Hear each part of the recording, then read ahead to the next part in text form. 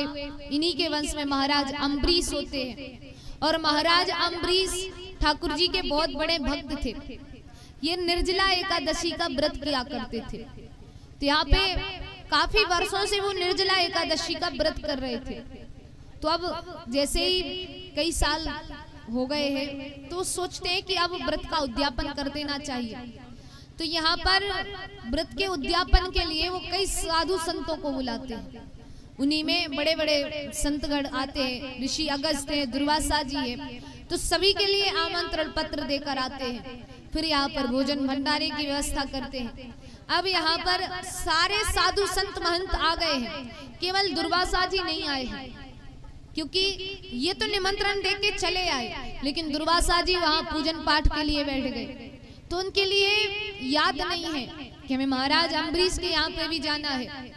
तब क्या होता है, यहाँ सब संत महंत बैठे हैं, कहते हैं सब आ गए हैं, केवल दुर्वासा जी है जो नहीं आए हैं। तो बोले क्या करें, इंतजार करते हैं। कितनी देर तक इंतजार करते हैं पर दुर्वासा जी नहीं आते। तब फिर साधु संत महंत कहने लगते हैं कि अब आप अपना व्रत खोल लीजिए, क्योंकि लगता है अब दुर्वासा जी आ नहीं रहे हैं। तो फिर क्या करें, व्रत खोल ले। सबने कहा हाँ हाँ व्रत खोल लीजिएगा।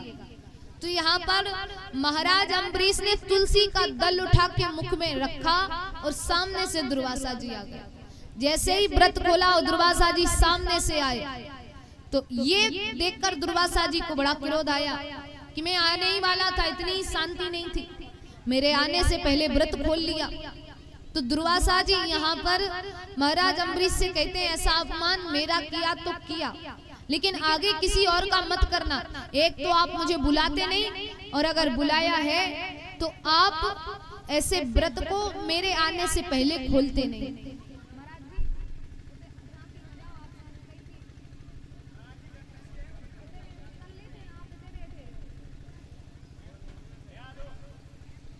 तो यहाँ पे महाराज अम्बरीश कहने लगते हैं कि महाराज हमें क्षमादान दे दीजिए, मैंने नहीं खोला है, साधु संतों के कहने पर ही मैंने खोला है, और आपको आने में बड़ी देर भी तो हो रही थी।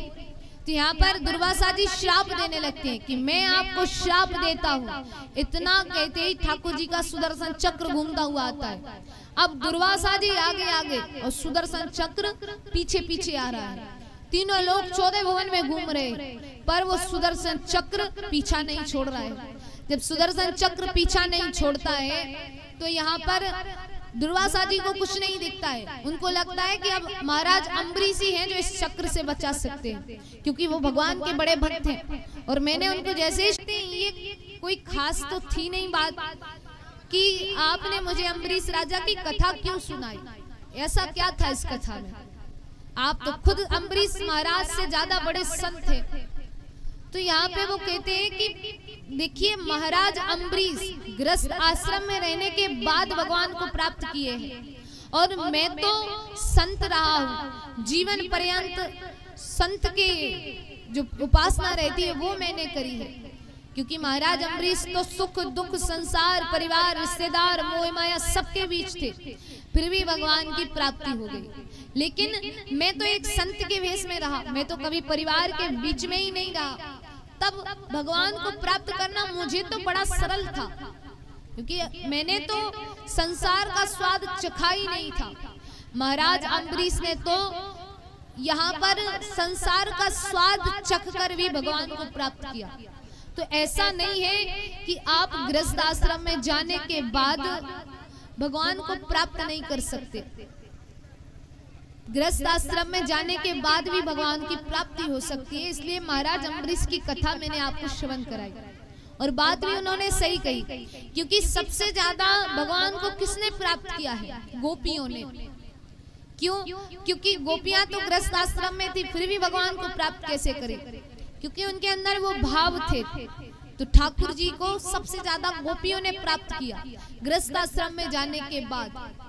तो यहाँ पर सुखदेव जी कहते हैं कि मैं तो संत था, तो मुझे भगवान मिले वो बात अलग है, लेकिन वो गृहस्थ आश्रम में जाने के बाद भी भगवान की प्राप्ति करते हैं। इसलिए ये कथा आपके लिए विशेष महत्व रखती है। तो इस प्रकार से महाराज अम्बरीश की कथा श्रवण करी।